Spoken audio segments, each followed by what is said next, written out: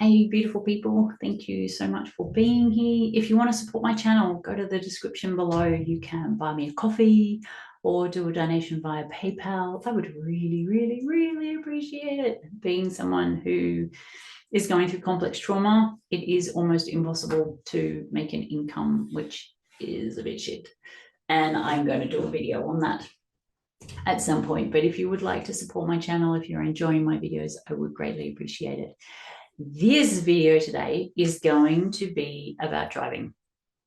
Driving when you have complex trauma, driving when the driving itself dysregulates you, and how I work my butt off to bring myself back into regulation when I'm driving, because it throws me sideways a lot, but I have to drive. I've got a daughter. She needs to go to places and I need to drive her. And we also live out in the country. We're only 25 minutes from town. But if my limit is 20 to 30 minutes, which it is, it means that we can get to town, but then I start to struggle going further than that. So if we do something like horse riding, which is 15 minutes out of town, now all of a sudden I have to drive 40 to 45 minutes, and that can dysregulate me. Or like yesterday, there's an organic shop, but it's about an hour drive away. But it does mean that we can get absolutely everything organic. We can get all our fruit, we can get all our vegetables. I can get a lot of it locally organic, but there are certain things I can't get, like watermelon, rock melon. They just have the main things in town. So if I want to get those extra things, I have to drive an hour away.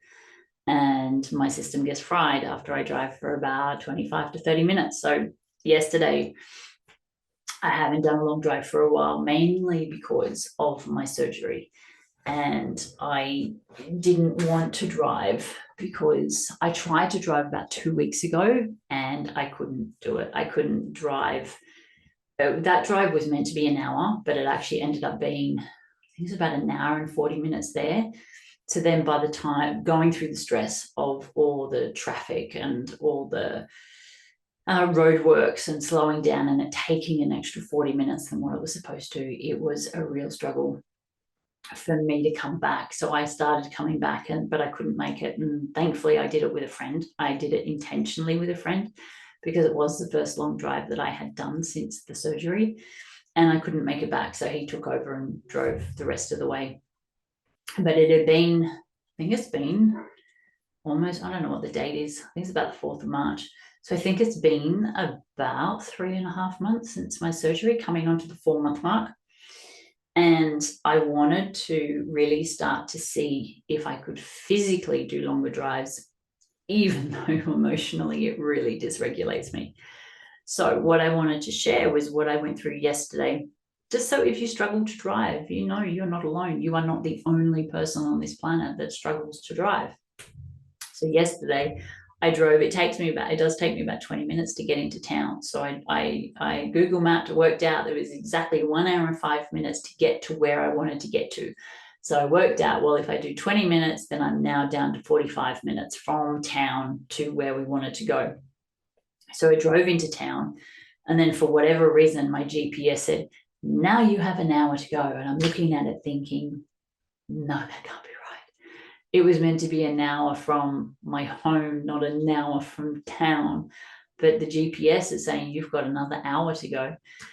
And so then the dysregulation started.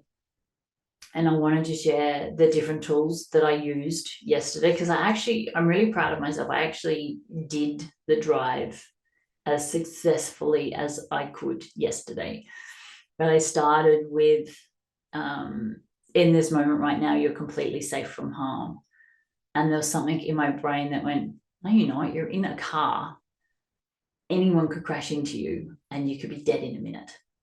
It's like, right, okay, so maybe I don't say that. Well, what can I say? Okay, well, in this moment right now, I'm completely safe from emotional harm. Well, yeah, I'm completely safe from emotional harm. No one's physically beating me up emotionally. So yeah, I am safe from emotional harm. Okay, well, in this moment right now, I am completely safe from physical harm. Nothing in this moment right now is physically harming me. Well, that's true. That is true. Nothing right now is physically harming you. And so there seemed to be, that was okay. But saying I'm completely safe from harm was not okay, because there was a part inside of me that did not feel completely safe from harm.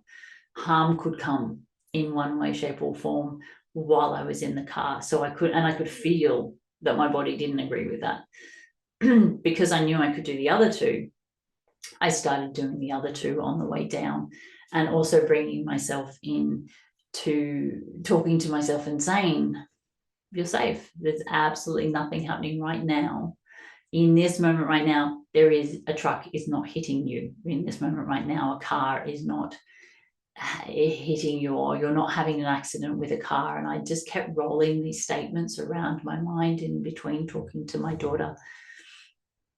And then I did some breathing. So when I started to notice that the dysregulation, my energy was moving higher and higher up my head and my breath was getting shallower, I would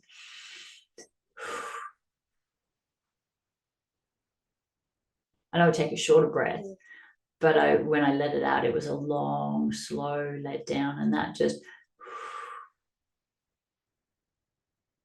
And when I do slower breaths out, like a lot slower, almost double the length going out than I have going in, I can kind of feel my body just. It just quietens back down again. So I did that a lot of the way down.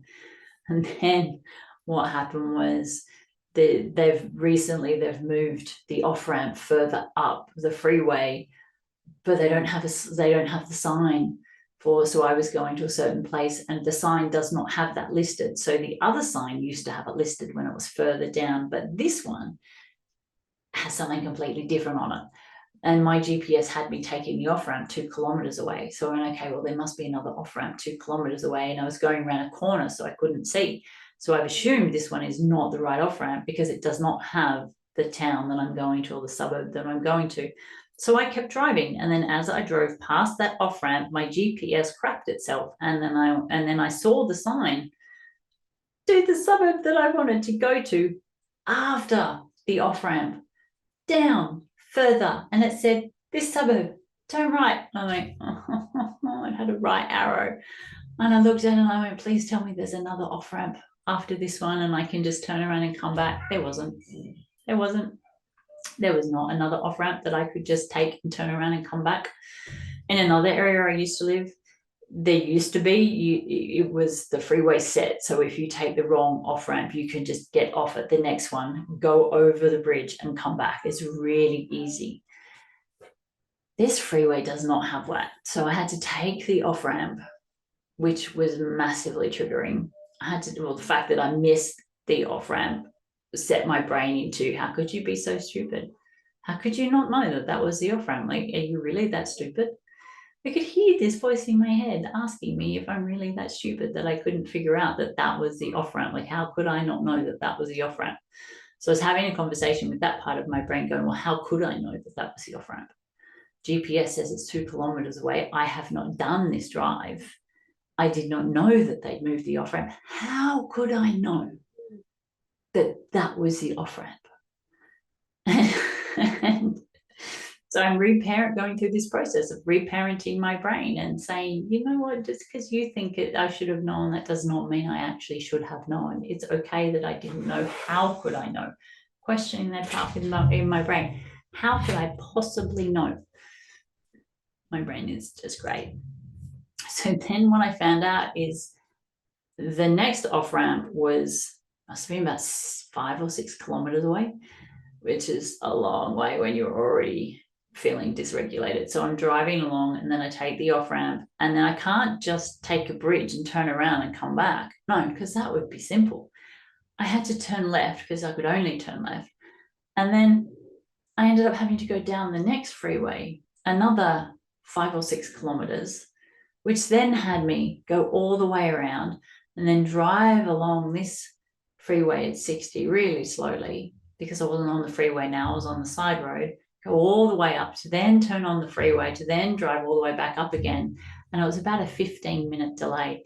And in my brain, I had it factored that I was going to get in the car, I was going to drive for 1 hour and 5 minutes, I was going to go into the cafe, we were going to order our food, sit down and eat. We would be there a maximum 20 minutes, and I would get in the car and drive back home, and I would be home within an hour, within 2.5 hours. That was what was in my brain. So I could justify going, because in my brain I had laid it out. I had laid out the plan and I had laid out the rules for my brain that basically said this is what was going to happen. You might be able to hear my dog barking. I'm not sure what he's barking at, but he's outside somewhere barking, out in the house somewhere barking.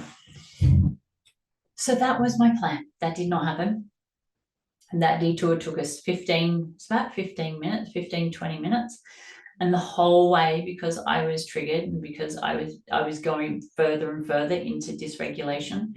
If you have watched another one of my videos, I talk about how, for me, dysregulation is sitting in a room, packing a bag, picking that bag up, walking out the door, getting in the car, driving to the train station, walking up the stairs, buying a ticket, getting on the platform, standing and waiting for a train, getting on the train.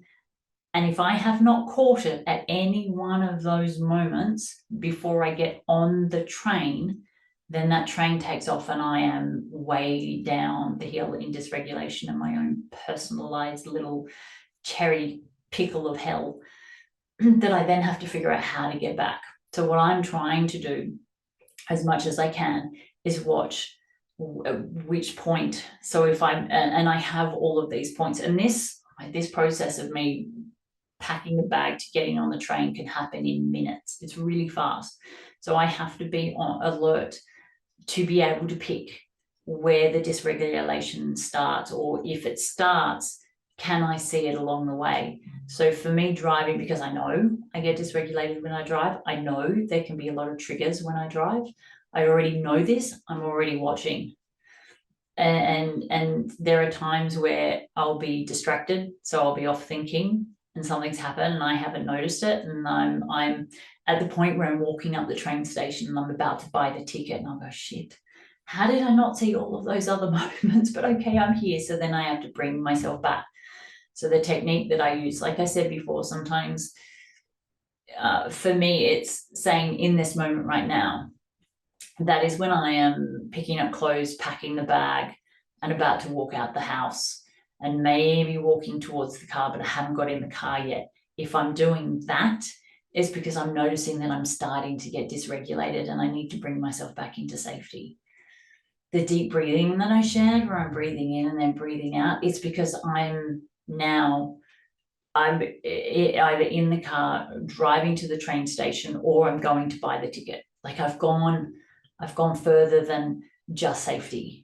I need more. I need to slow myself down. I need to calm myself down.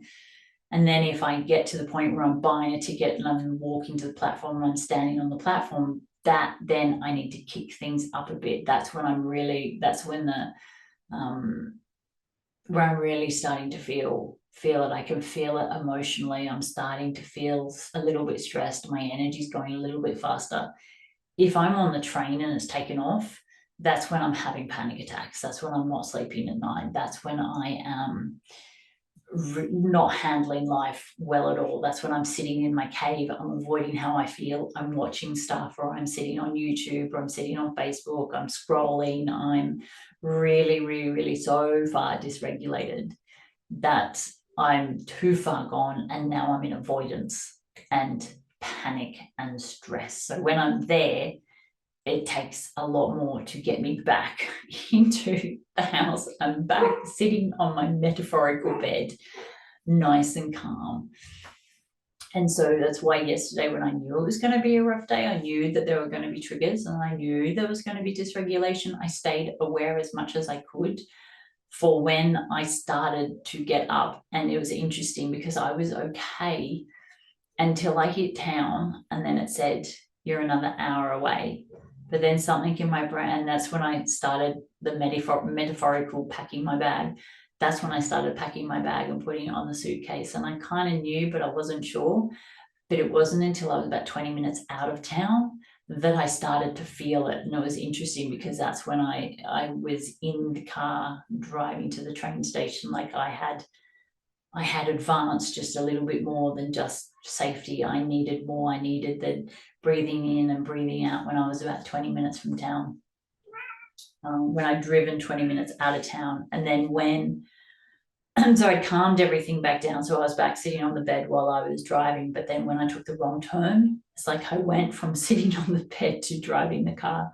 So I really needed to do two things. I needed to bring myself back into safety, and I needed to breathe as well to keep regulating my system, to keep me calm, to keep saying it's okay.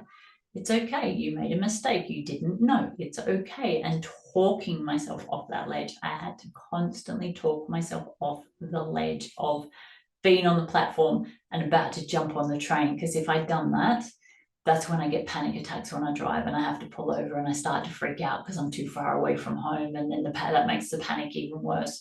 So for me, when I say I had to talk myself off the ledge, it's like I had to pull myself back off the platform so I didn't get on the train. And I needed to put myself back in the car, and I needed to drive myself back home, and I needed to unpack my bag, and I needed to sit back on the bed. Now, getting to that point where I'm sitting back on the bed is harder when I'm out, obviously easier when I'm at home, because this is my comfort. This is my comfort. This is my relative safe space.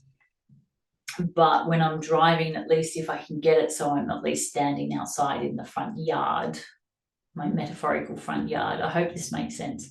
If I can at least get myself to a point where I'm standing in the front yard, then at least I'm in some realm of safety. Or at least if I can be in the car driving back to and from, if all I can do is just drive to and from the station, because I can't get myself to a point where I'm so regulated and calm when I'm driving that I'm sitting on my metaphorical bed. But if all I can do is get myself driving to and from the station, then that's the best I can do, and I'm okay with that. And I feel like yesterday that's kind of what I did, was that I just kept myself metaphorically driving to and from the station. I couldn't actually get myself into full regulation because I was too far away from home, because I'd already had a trigger of going past the off ramp. I had already failed. I'd already made a mistake. I was already an idiot. I was already too stupid to know what I was doing. All of that. If all I could do was keep myself here, which is all I could do. I didn't go so far into dysregulation. I was having panic attacks, which is what I used to do. I'm learning to keep myself in this space. My next goal is to get myself from, well, let's drive back and let's get out of the car and stand in the front yard and at least be holding the door handle of regulation. Let's at least do that. So I want to do these 1 hour drives more often so we can actually do that. But a few other things that set me off was that we were driving, and then my daughter, when we were just about to drive past the exit, and it was only 5 minutes away, according to my GPS, my daughter said she needed to go to the toilet. And I said, yeah, we're 5 minutes away. She went, oh, okay, great. That 5 minutes turned into, we then had to do that drive for 5 minutes, and then the detour was 15 minutes. So now she's holding it for 20 minutes, and now she's like, Mom, I really need to go. So now my guilt comes up, because not only had I missed the turnoff and taken us on this massive drive all the way around, I've now delayed her ability to go to the toilet, and now she's uncomfortable. It's like, oh man, not only did I fail, but I also affected my daughter. So then that again sent me down to, I'm now buying my ticket to get on the train. So then I had to bring myself back. Okay, yes, she needs to go to the toilet. There's not a whole lot I can do about it. I can offer her to go pull over and we can go next to the car. And I did offer her that option, and she goes, no, it's okay, I'll wait. It's like, okay, all right. And so we got there and we went to the toilet, and then we went and got food, and we sat down, and it was fine. We sat down and I just kept breathing. I just kept myself driving between the house and the train station, the house and the train station, the house and the train station. And in this moment right now, I'm completely safe from emotional harm. In this right moment right now, I'm completely safe from physical harm. And all I'm doing is just keeping myself as regulated as I could, and not going so far that I end up down the path of panic attacks and not being able to drive back home again. So we ordered our food. We went and got other food, and I didn't bring my glasses. So again, my brain's like, are you stupid or something? You know you can't read things without your glasses. What made you think you didn't need to read something? Okay, I need to bring myself back again. And it really was just this constant cycle of going back and forth and back and forth and back and forth between not complete dysregulation, but being dysregulated into not complete regulation, but being more regulated than what I was. So it really was this back and forth, back and forth, back and forth journey. And then we got in the car, and because my daughter actually wanted to go to the park, and she said to me, Mum, can we go to the park today? Or is this kind of one of those things where you really feel like you just need to get in the car and get back home? And I said, look, honey, just this time I wanted to see if I could do the drive, have something to eat, and then get in the car and drive back home. So if it's all right with you, I'd like to go back home and see if I can do the drive. And next time we come down, we will stop off and you can have a place somewhere. She was like, yeah, okay, all right. I said, I know that's not your ideal and I'm really sorry, but this is the reality for me right now. She went, yeah, okay, I understand. So then mummy guilt comes up. I'm on my way to the train. I have to bring myself back again. And then we got in the car and then we were driving home, and then I knew I needed petrol, and I said, I should be right, I'll make it back home. I've got like 4 bars, but then those 4 bars, I don't know why, very quickly got down to 2, and my petrol light came on, and I am nowhere near a petrol station.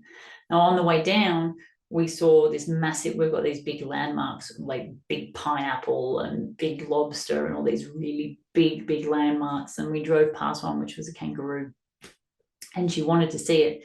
And I remember thinking on the way down, how on earth am I going to remember where that kangaroo is on the way back? Because you can only see it on the way down, not on the way back until you're going past it. But my brain, in infinite wisdom to have that experience, as we were leaving, I thought, oh, I need to get petrol. And then I heard, oh, she'll be right. You'll be fine. Don't worry about it. I went, okay, I'll be fine. Don't worry about it. So, because I listened to my brain. And then I drove, and then when it got down to the 2 bars, I started to panic. I'm like, okay, I'm on the freeway. I'm at least 45, 50 minutes away from home. I can't turn back because there's no off-ramp for I don't know how many kilometers, and my petrol light has just come on, and I don't know how many kilometers I have left in my car because I've never let it get low like this forever, I don't think, or if I have, I normally have access to petrol within 10 minutes. And so then I ended up on the platform about to go into panic. So then I had to start saying, well, it's okay. It's fine. We'll be fine. If something happens, it's okay. If I run out of petrol, it's okay. I'll pull over. I'm sure I can call someone that will come and get petrol and bring us petrol, or I'm sure I can call the roadside assistance to come and bring us petrol. I'm sure there's someone that I can call and say, I've run out of petrol. Can you please come and get petrol for us and drop it off? But it was that process of, it's okay. It's okay that I made a mistake. And this is the reparenting, right? This is the reparenting that Tim Fletcher talks about, where if you've made a mistake when you're a kid and you didn't get punished, and you got punished, and then instead of hearing, it's okay, you made a mistake, don't worry about it. We all make mistakes. It's a perfectly natural thing in life. If you're the kind of kid like me that made a mistake but then got seriously punished for it, then when you make a mistake, you're on the train and you're gone so fast. And I could feel that coming. And so before I gone, I could feel I was on the platform. Because there's a level of awareness that I get to enjoy. Sometimes it's great having this level of awareness of my trauma, because it means that I can see every step along the way. Like I can see, and if I don't see it within the first couple of steps, I usually get it. I usually catch it before I get on the train. It's unusual that I would get on the train and be gone. I'm usually able to catch it before I get to the point where I'm about to board the train. And so when I could see myself going down and I was on the platform, because I'd gone from 0 to 100 to 90 in about a second, I went, it's okay. We made a mistake. It's okay. Like we made the mistake of taking the wrong exit. It's okay. There's a solution to this problem.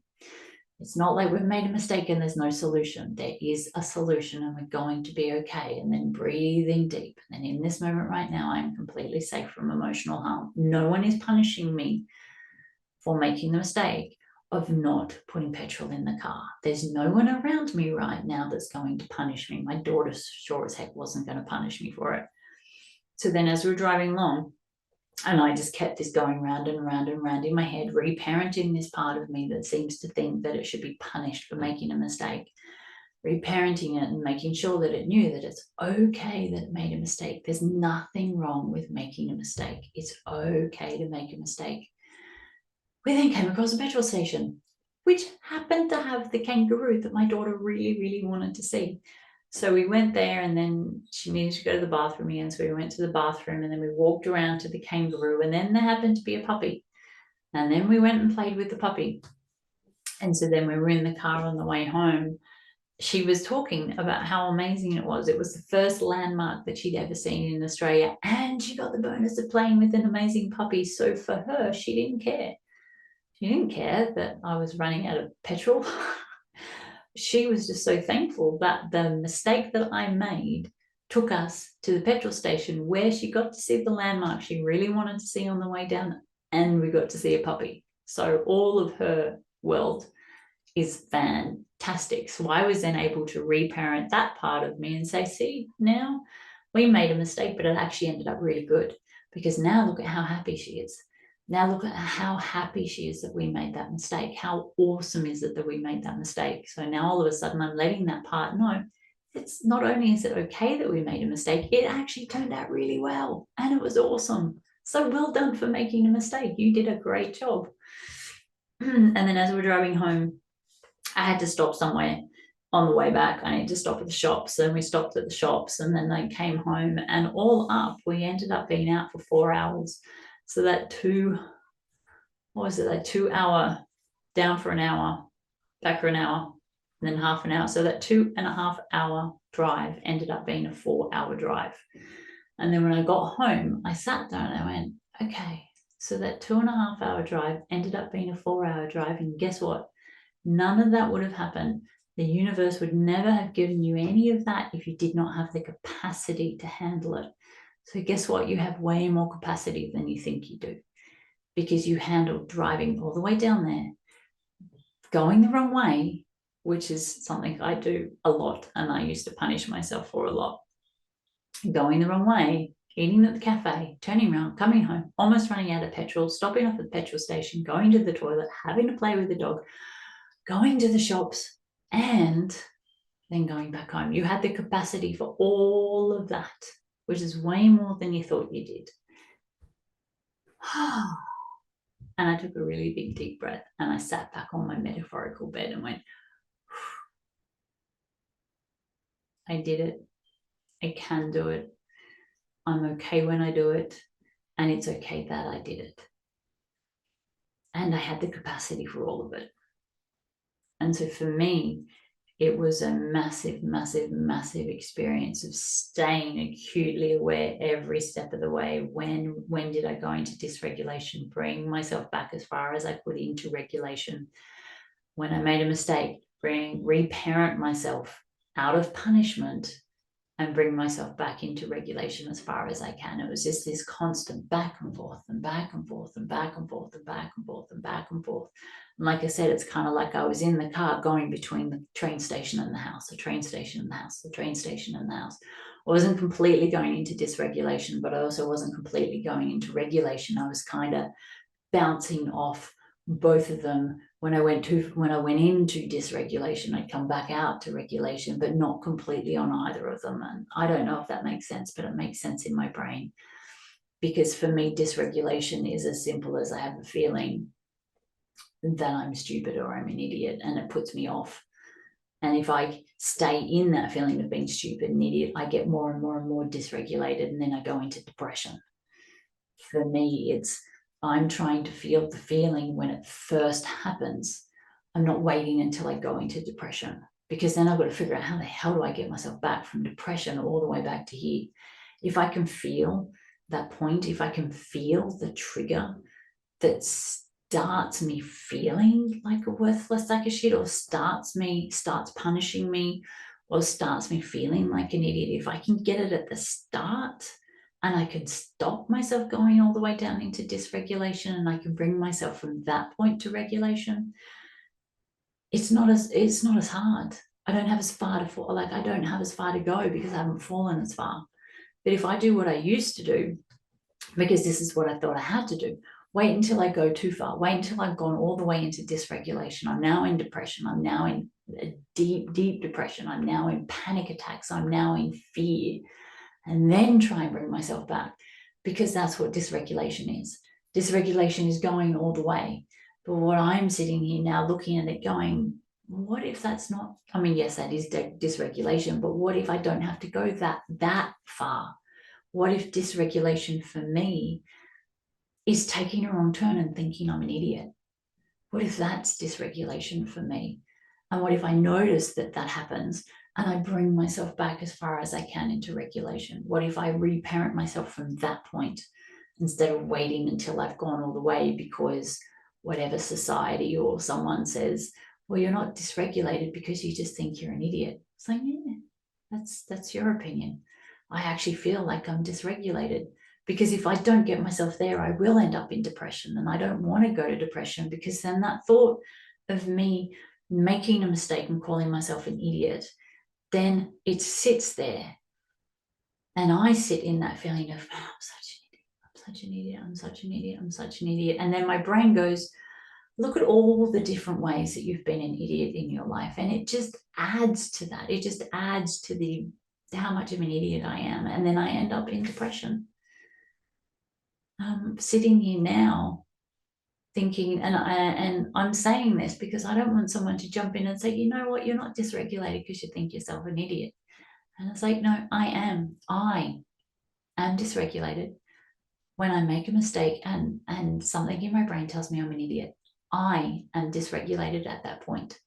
I do not want to wait until I have piled on so much shit, until I reach depression, until I reach that worthless sack of shit place that I was last year. And I have videos to prove it. Feel free to go and watch my podcast last year. You will see how bad I actually was.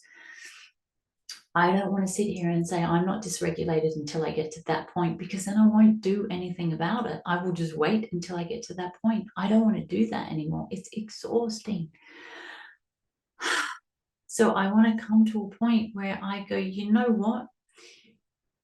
If I'm thinking I'm an idiot, if I'm thinking if I'm stupid, if I'm afraid to eat, if I am in the car and I feel and I don't feel safe, or if I have a flash of something going wrong, that for me is dysregulation, and I have to stop and I need to bring myself back into regulation at that point. I no longer want to wait until it's gone far enough that society says I'm dysregulated. I want to stop it there. And for me, it is being aware 24 hours a day, 7 days a week. And I wanted to say that the reason why I know this worked for me yesterday is because the last 3 or 4 days that I haven't really been doing like this level of intense work between dysregulation and regulation and paying attention, at which point along the way am I picking something up? Where am I? And just really trying to stay on top of it and in front of it. I have not been sleeping, so I will fall asleep with my daughter around 7:30, but then I'm waking up at anywhere between 8:30 and 10:30, and then I'm awake all the way through till 2:30, 3 o'clock in the morning, and I haven't been sleeping.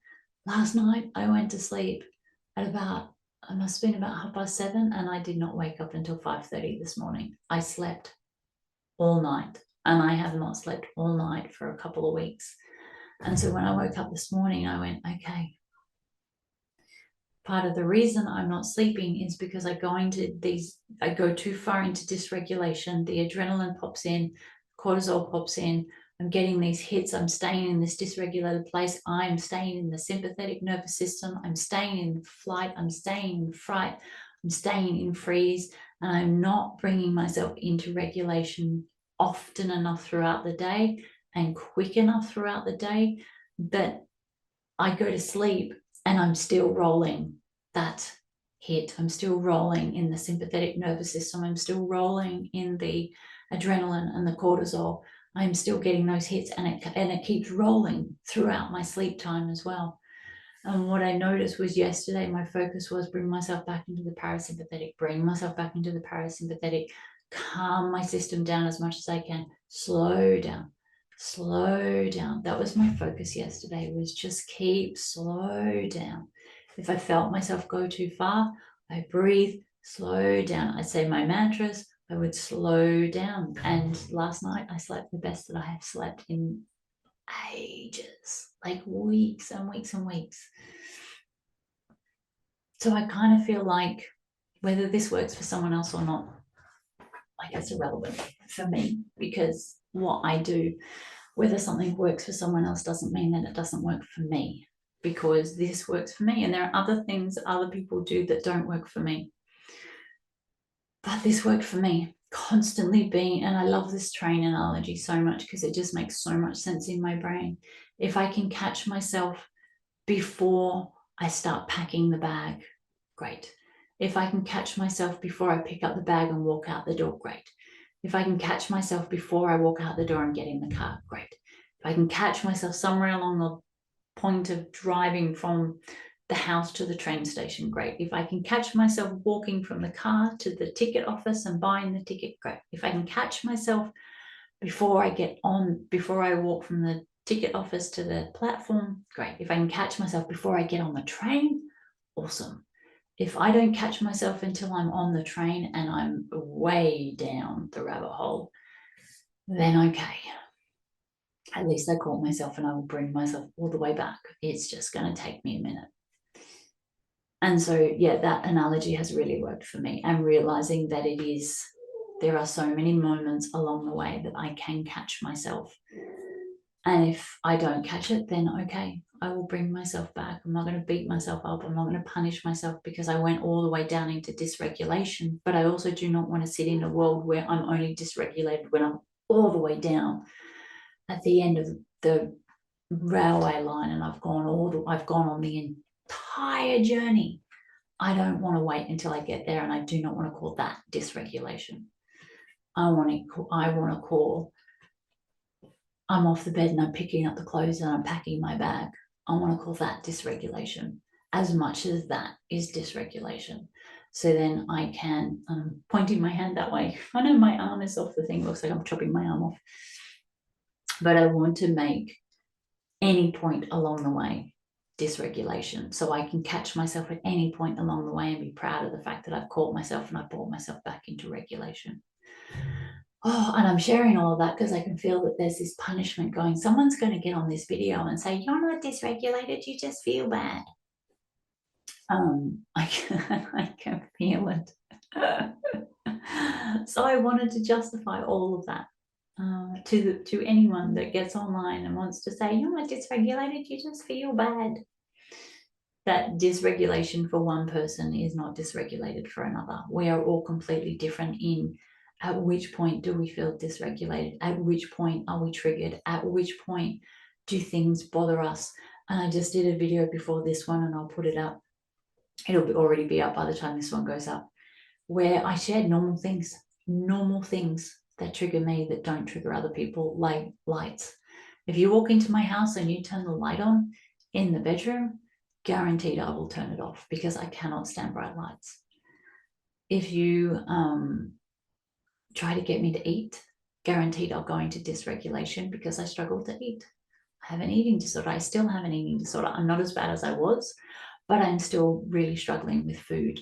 And I'm still battling with making food. And I'm still battling with my fear around knowing what to eat. That dysregulates me.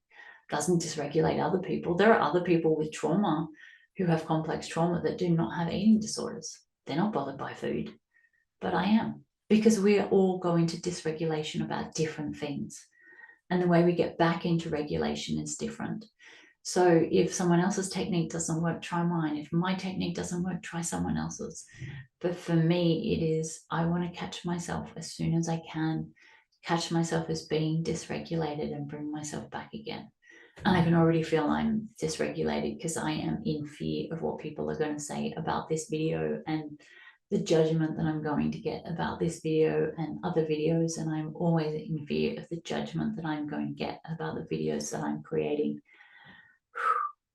So when I get off this video, I'll bring myself back into regulation before I go outside and see my daughter. So I am not spewing my dysregulation onto her. I'll make sure that I bring myself into regulation and that I'm calm and I've slowed down and I've dealt with whatever this is that's going on inside of me before I go out and see her. So I am not spewing this crap onto her. That is actually probably going to be another video that I do. Maybe I'll do another one after this. I was only going to do 2. Maybe I'll do 3. We'll see. So I can talk about this and find out what it is. But if you've watched all the way to the end of this rambling that I have done on this about driving dysregulated, thank you, thank you, thank you, thank you, thank you for being here. Thank you for watching. And thank you for supporting my channel. I really like it. Please do remember to subscribe. I'm trying to get to 1,000 subscribers, so it would be really awesome. I'm looking at that part of me that wants validation for 1,000 subscribers, and I think I'm up to about 760 or something. So if you could subscribe to my channel if you haven't already, I would so greatly appreciate it, and it would be wonderful to see you and hear from you if you comment. I am at the moment replying to every single comment because I am really appreciating the validation that everybody is giving me and the experiences that they are going through understanding what I'm going through and seeing themselves in me and learning more about themselves. So I hope you have learned something about yourself in this video. And I think that's pretty much it. Thank you for being here. Bye.